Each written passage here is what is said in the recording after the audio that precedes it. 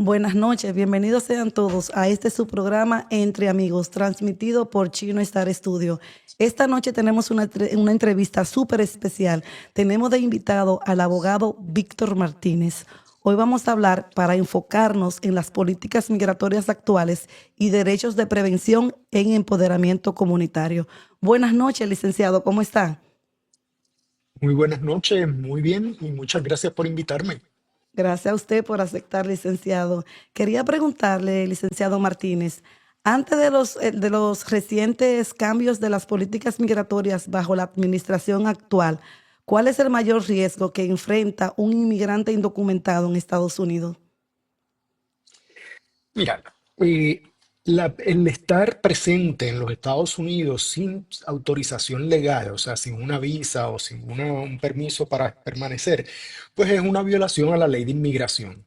Lo que pasa es que cada presidente, cada administración tiene unas prioridades diferentes sobre cómo trabajar con las personas que están en el país sin autorización. Bajo la administración anterior, por ejemplo, la prioridad era personas que eran un peligro para la seguridad nacional o personas que eran un peligro en la frontera. Bajo esta nueva administración, la prioridad son todos.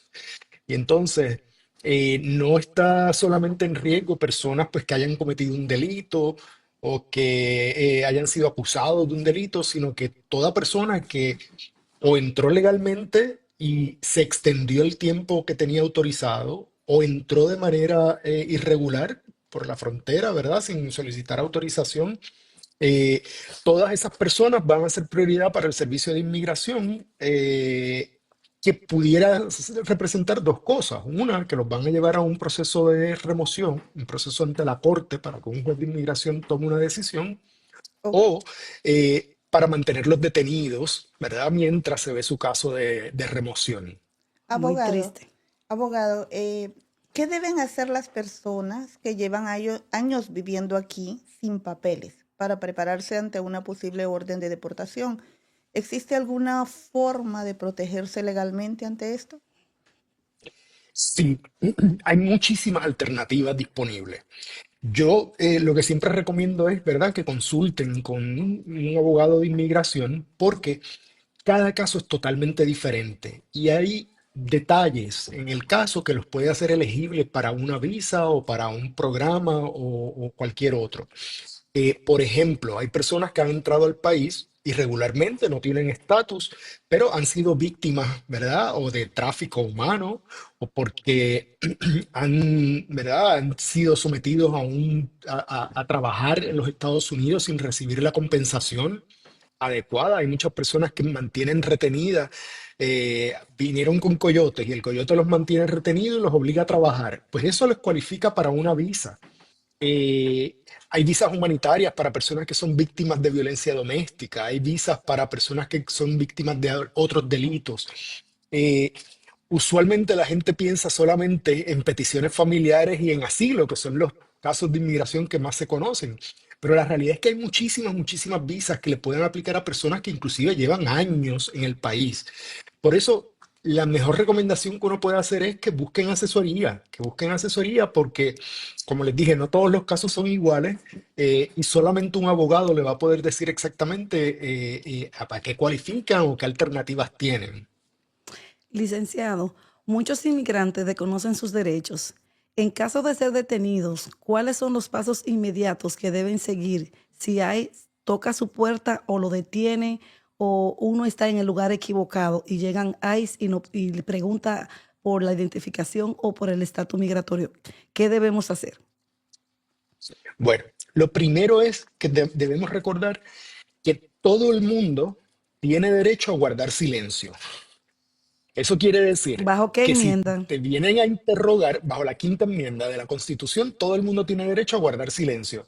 Quiere decir que si te vienen a interrogar, tú puedes respetuosamente decir, no voy a contestar ninguna pregunta, pueden comunicarse con mi abogado y darle la información de contacto de su abogado. ¿Y qué es lo que Perdón, y pasa? si no tenemos, Sí. y si no se tiene un abogado en ese momento, ¿qué debe hacer la persona? pues puede decir que va a guardar silencio y que quiere consultar con un abogado. Entonces le tienen que dar oportunidad para que consulte con un abogado de su preferencia. Aquí lo importante es que, mira, sobre todo nosotros los latinos, tratamos de ser muy formales, ¿verdad? Y entonces si viene un oficial a preguntarnos algo, pues queremos darle información voluntariamente. Eso no siempre es conveniente, porque un ejemplo, un oficial de inmigración, un oficial de ICE llega a la casa de una persona, tocan en la puerta.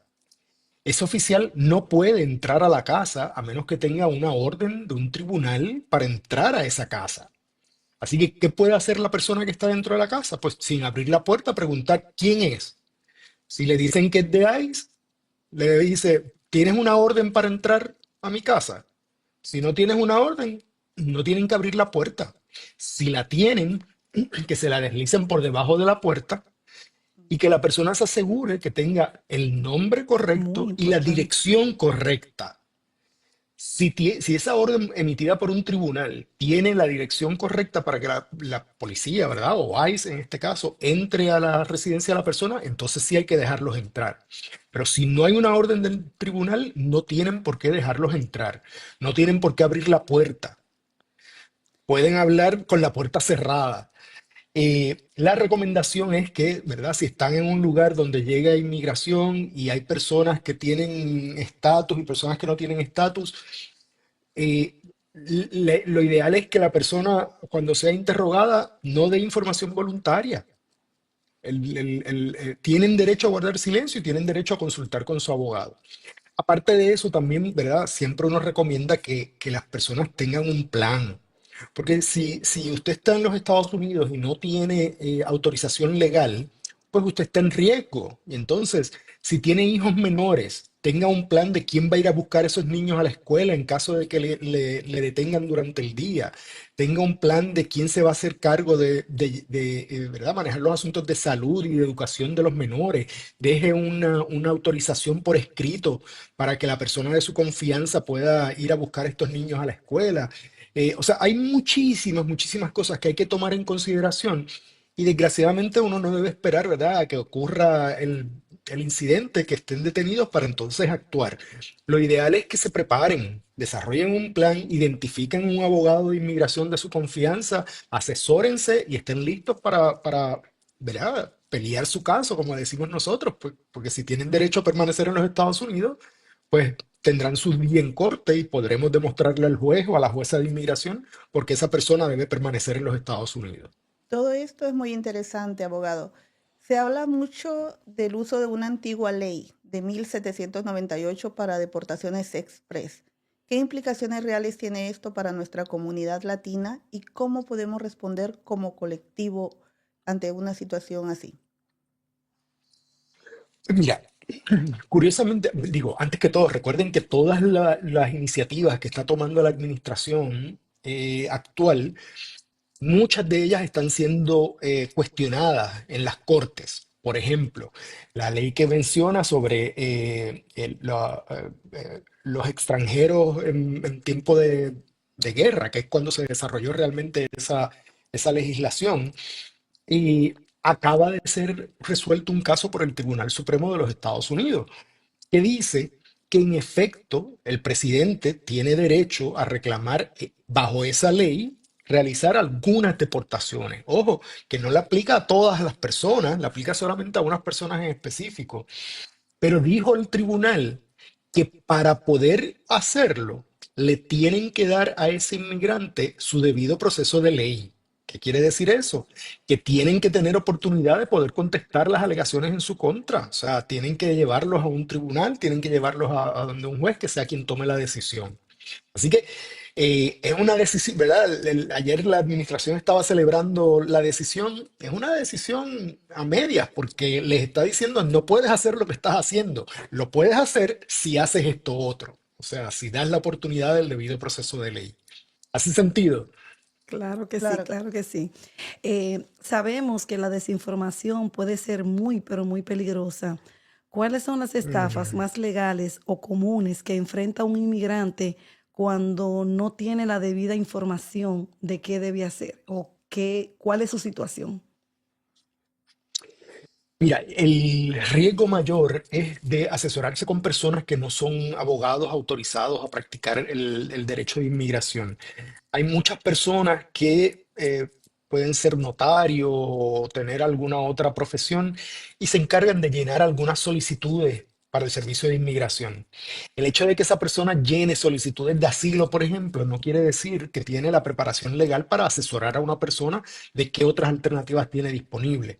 Así que la recomendación siempre es que si van a buscar asesoría, que busquen asesoría con un abogado que esté autorizado a practicar derecho y sobre todo que tenga experiencia manejando casos de inmigración, porque la ley de inmigración es una ley muy específica, que tiene muchos, muchos detalles y solamente un abogado que se dedica a practicar inmigración va a poder orientar correctamente a una persona. Muy importante. Hace un momento, abogado, usted dijo que existían diferentes maneras para poder legalizar. Estuvo mencionando sobre el asilo político y sobre las peticiones. Pero la pregunta siguiente va encaminada a conocer un poco más. ¿Existen caminos legales viables hoy para personas que desean regularizar su estatus, aún bajo estas nuevas restricciones? ¿Y qué opciones se pueden Sí. considerar? Esa es una excelente pregunta porque mucha gente está preocupada, ¿verdad? Como la administración está siendo tan agresiva en implementar estas medidas, pues hay personas que entienden que no tienen ninguna alternativa. Por ejemplo, las personas que entraron a los Estados Unidos con el parol de la administración Biden, que fue un parol especial para 4 países, por ejemplo, Venezuela, Cuba, Nicaragua, estas personas eliminaron ese programa, o sea, la administración eliminó ese programa y recibieron una carta diciéndoles que su estadía legal en los Estados Unidos terminaba a cierta fecha. Y esas personas, pues, ¿verdad? Reciben una carta como esa y entonces les cambia toda la vida porque tenían permiso para estar en el país por 2 años y ahora de pronto se los están quitando en menos de 30 días. El hecho de que ese programa expire no quiere decir que esas personas no cualifican para otros beneficios migratorios. Así que si la persona, por ejemplo, tiene temor de regresar a su país de origen, pues la persona tiene derecho a radicar una solicitud de asilo. Hay muchas, muchas dudas porque se ha informado que la administración está limitando la alternativa de solicitar asilo. Ojo, eso es solamente en la frontera con México. Las personas que están llegando a la frontera de México, en efecto, les están poniendo una restricción de que no pueden solicitar el asilo ahí en ese momento. Pero si la persona está dentro de los Estados Unidos, ya sea porque entró anteriormente de manera irregular o porque entró con una autorización, como este parol que estábamos hablando, y de pronto expira, esas personas tienen derecho a radicar asilo si tienen temor de regresar a su país. Tienen derecho a radicar TPS, si es que todavía, o sea, si es que todavía cualifican para el estatus protector temporero de TPS, pueden aplicar peticiones familiares, personas que se hayan casado, sus esposos o esposas los pueden pedir, pero también aplican todas estas visas humanitarias de las que te estaba hablando, que son visas a lo mejor un poco menos conocidas. Y mira, yo a cada rato hablo con personas que vienen a consultar con nosotros y nos dicen, pero si yo llevo 20 años aquí, yo nunca me había enterado que era elegible para pedir una visa por tráfico humano. Y es así, o sea, la ley les aplica y no importa cuánto tiempo haya pasado desde que entraron, todavía pueden reclamar ese derecho. Recordemos que la mayoría de los beneficios migratorios vienen por ley.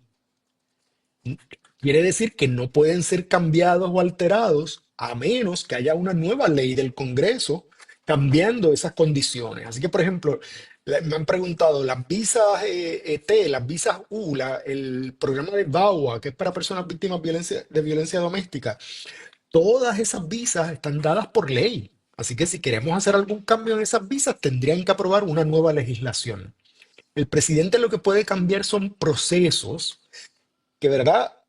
En mi opinión, dificultan un poco el obtener algunos beneficios, porque es una administración que obviamente quiere poner trabas a la inmigración, no solamente a la inmigración ilegal, sino a la inmigración legal, porque todas estas personas entraron legalmente y de pronto les están quitando el programa en el que estaban participando.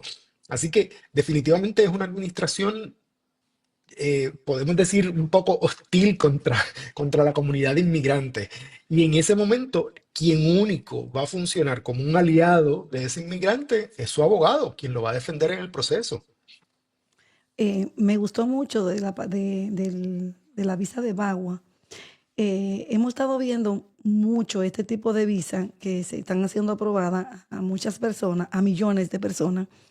¿Qué pasaría, licenciado, si una persona prepara un plan y acusa a su pareja o a cualquiera, sea el hombre o a la mujer, que ha sido víctima de uno de los recursos para adquirir esto, y la otra persona se da cuenta, porque yo me imagino que esto es un programa privado, donde la otra persona no se da cuenta que están haciendo una petición por un maltrato que esa persona ocasionó a su cónyuge o a cualquier otro tipo de persona, se revocaría ese beneficio, porque tengo entendido que han descubierto muchos, pero muchos millones de casos que han sido fraudulentos, que han sido preparados. Esto no tiene ¿cómo se dice? Unos requisitos específicos para poder calificar, o todo el mundo califica.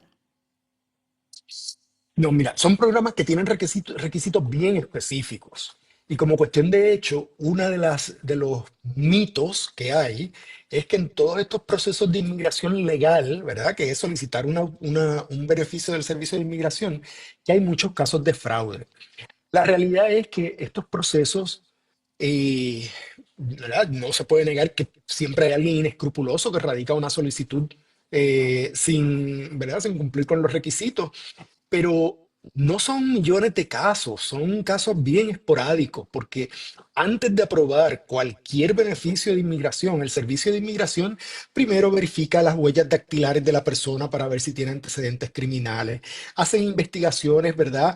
Pueden ir a la casa donde la persona reporta que vive, pueden hablar con vecinos, pueden hablar con el landlord de esa persona, van a revisar las redes sociales O de sea, la que no es tan, persona, tan van a fácil como lo revisar. pintan. No es tan fácil como lo pintan. Y la persona que sí se arriesga a someter un caso fraudulento, pues se arriesga, primero, no solamente a que A le, las le van a negar consecuencias. claro, no solamente le van a negar el beneficio, sino que también lo pueden procesar criminalmente porque en efecto es un delito. Claro, muy importante, muy importante. Abogado, en su experiencia, ¿qué papel juega la organización comunitaria en la defensa de los derechos de los inmigrantes? ¿Y cómo puede la gente unirse o ayudar para esto? Esa es una gran pregunta, porque desgraciadamente muchas de las personas que están en estos procesos pues no tienen a su familia presente en los Estados Unidos. Algunos inmigraron solos, a veces cuando eran menores de edad, y están pues tratando de hacer su vida, ¿verdad? A pesar de todos los contratiempos en este país. Y el apoyo de la comunidad es crucial.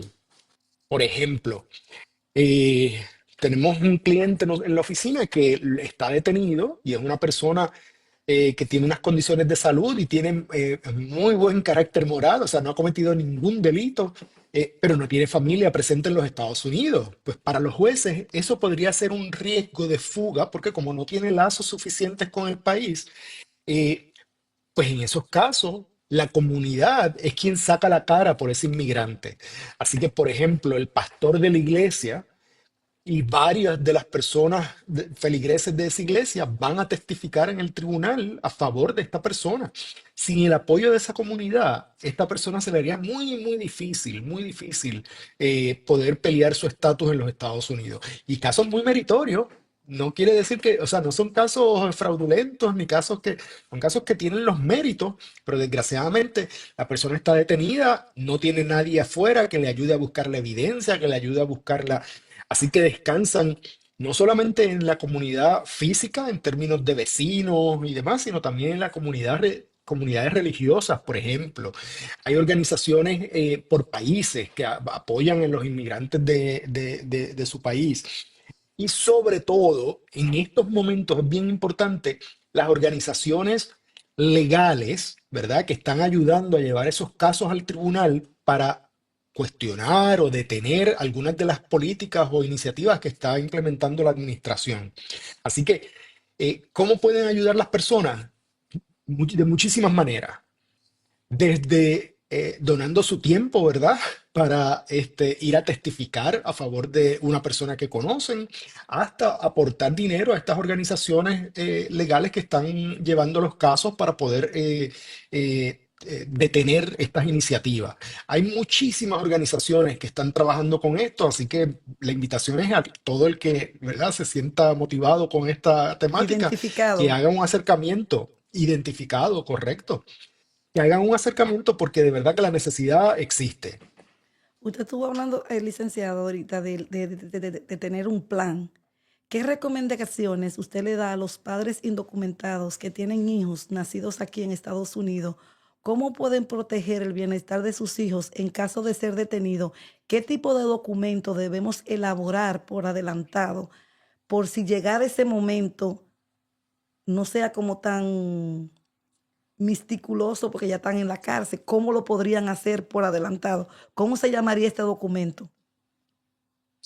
Mira, lo primero que yo recomiendo es que antes de que ocurra nada, ¿verdad?, consulten a su abogado de inmigración. ¿Por qué?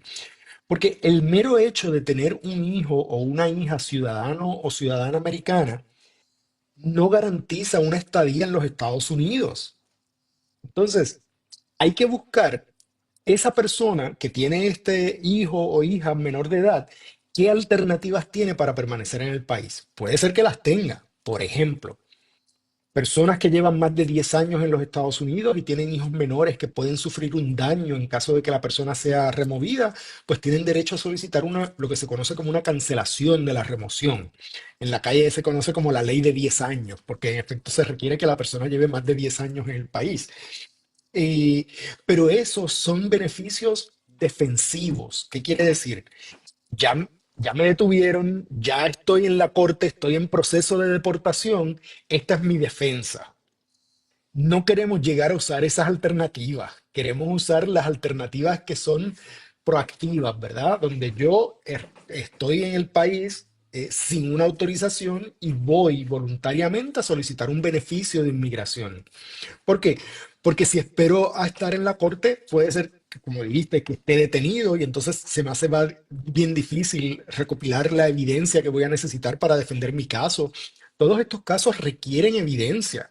Así que van a requerir o tener testigos que vayan al tribunal a testificar o evidencia documental, o sea, documentos, fotografías, dependiendo de lo que uno quiere demostrar en la corte.